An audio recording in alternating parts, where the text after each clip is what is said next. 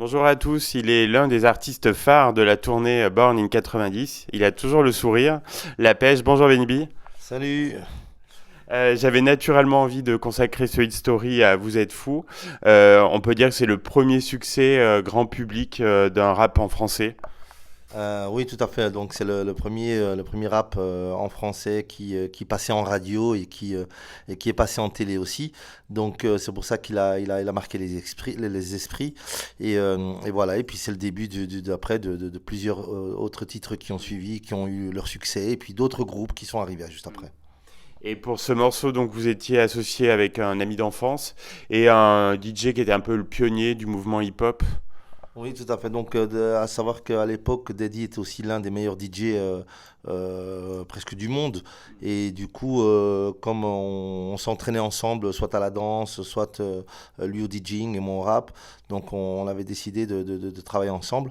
Et c'est comme ça que quand moi j'ai signé le contrat avec le producteur qui m'a demandé comment je voulais apparaître sur scène, j'avais eu l'idée de prendre Dédiqué en tant que DJ et puis Perfect, qui était mon ami d'enfance d'école, de le prendre avec moi en tant que danseur.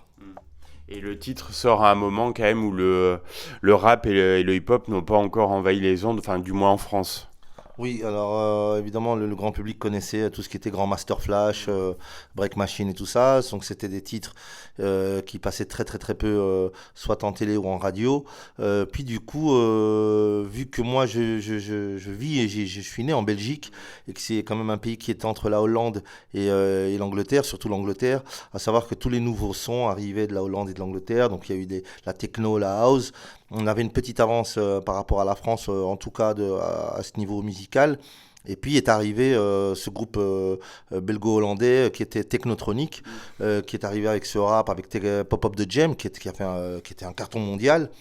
Et là, le déclic il a été tout naturel en se disant, ben voilà, finalement, si on veut se faire connaître, il suffit juste d'utiliser des sons qui passent en radio, qui passent en club, et de rapper dessus. Et c'est ce qu'on a fait avec Vous êtes fou, qui est devenu non seulement le premier rap en français à passer en radio, mais c'était aussi le premier rap commercial, avec une musicalité commerciale. Et donc vous allez atteindre la troisième place du top 50 français, c'est une très belle performance. Je pense qu'on a été jusqu'à la deuxième, Ah. mais la belle performance, c'est que avec Vous êtes fou, on est resté, c'est un record, c'est 29 semaines au top 50. On est resté 29 semaines au top 50 et du coup, oui, on était dans le top 50, même avec, je crois, deux ou trois titres, avec le deuxième et le troisième, carrément. Et voilà, non, ouais, c'était une fierté, vraiment. Mm. Et vous en parliez tout à l'heure, donc très bien diffusé sur les radios et puis sur tous les plateaux télé. On se souvient notamment de Jacques Martin. Voilà, ouais, Jacques Martin qui était la toute première télé et qui était l'impact, le buzz de l'époque, hein, donc vu qu'il n'y avait pas Internet. Ça a été le truc déclencheur, à mon avis, qui a fait que toutes les autres télés, tous les médias se sont intéressés à nous, puisque, pour ceux qui le savent maintenant, Jacques Martin, le jour où on est passé sur scène, ben, s'est mis par terre parce qu'il voulait aussi breaker. Donc du coup, ça a émerveillé, ça a surpris tous les professionnels, tout le public qui connaissait Jacques Martin, qui était quand même un grand monsieur, qui se met par terre. Donc tout le monde voulait savoir qui était ce groupe qui a mis Jacques Martin par terre. Donc voilà, après lui, ça a été le buzz et tout le monde voulait nous avoir. Ça a été super, quoi. Est-ce que c'est vrai que cette présence médiatique, ce succès vous a valu aussi quelques inimitiés de rappeurs un peu plus radicaux? Oui, il y a eu légitimement une certaine jalousie des autres groupes, puisque on était un groupe belge qui arrivions en France et qui avions pris on était le premier groupe de rap en France, en Belgique aussi, mais surtout en France, et du coup, ça faisait un peu jaser les groupes de rappeurs qui n'étaient pas encore connus, qui étaient en train de bosser justement sur leur album et tout ça.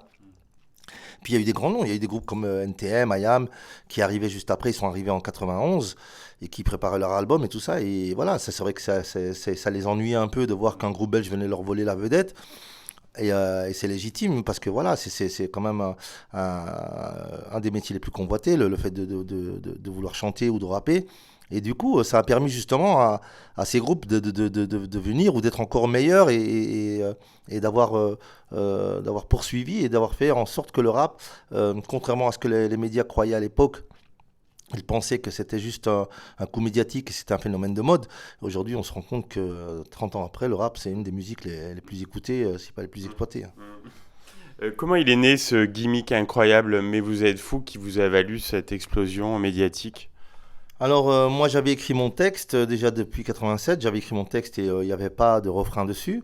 Dédiqué, lui, travaillait comme DJ, donc il bossait chez lui, il faisait des sets, il s'amusait à faire des sets hein, pour les concours quand il participe à des concours de DMC.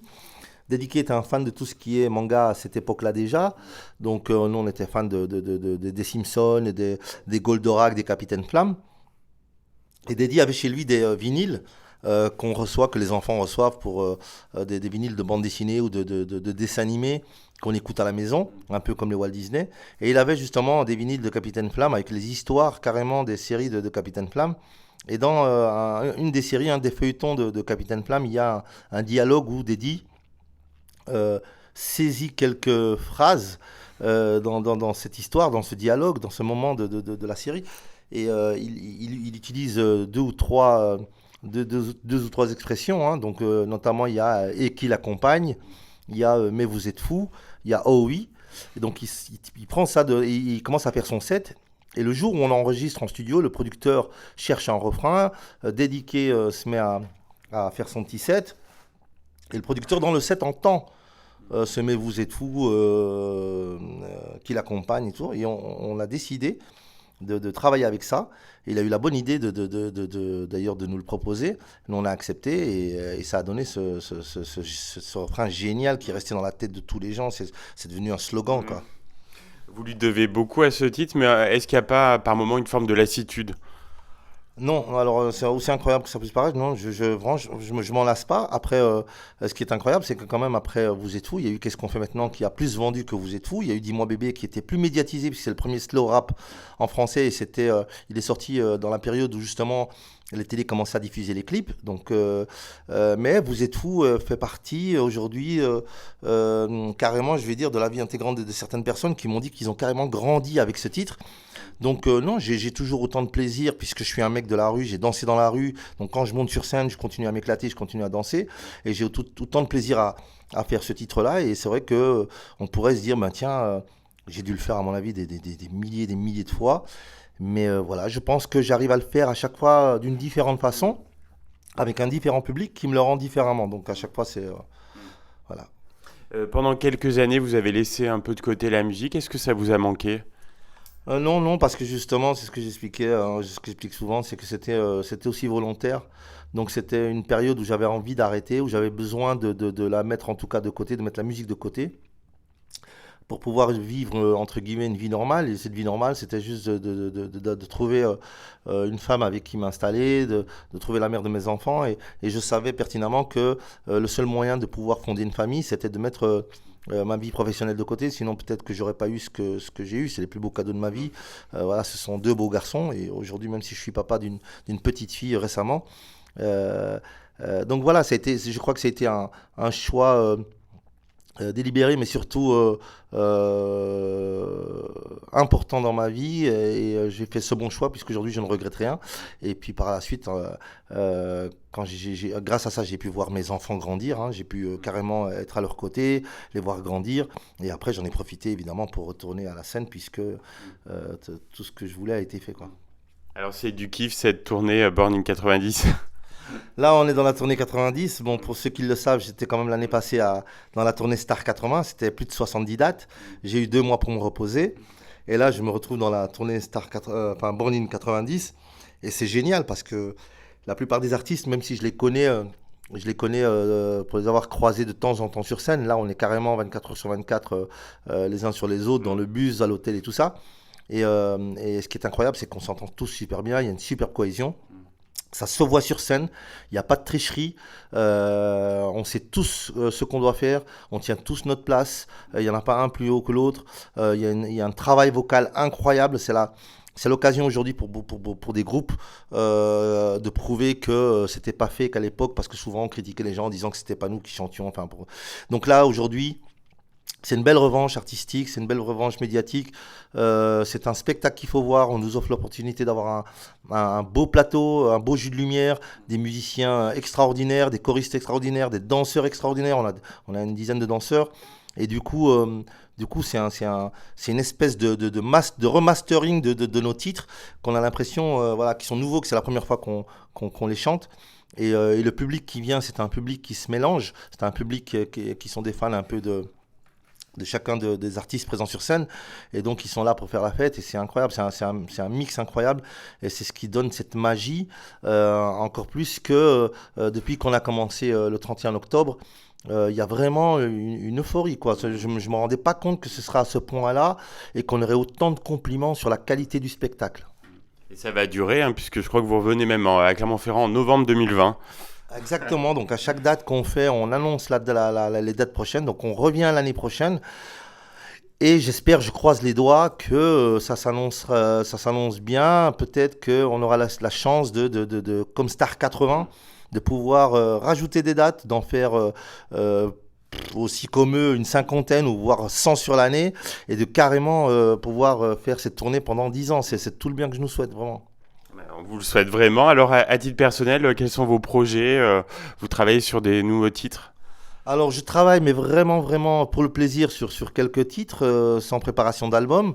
Et voilà, après, je n'exagère pas non plus parce que voilà, je pense que la tournée nous prend beaucoup de temps. On est quand même, on fait 3 villes par semaine depuis plus de 2 mois.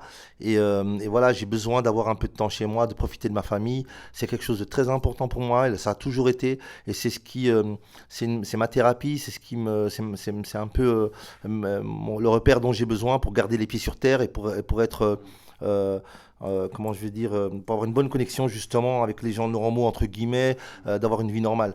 Donc voilà, quand je travaille, ce que je fais en plus, si jamais c'est du studio, c'est vraiment juste du bonus, mais je cherche plus rien en plus puisque j'ai vraiment tout ce qu'il faut et que ça me suffit largement, quoi.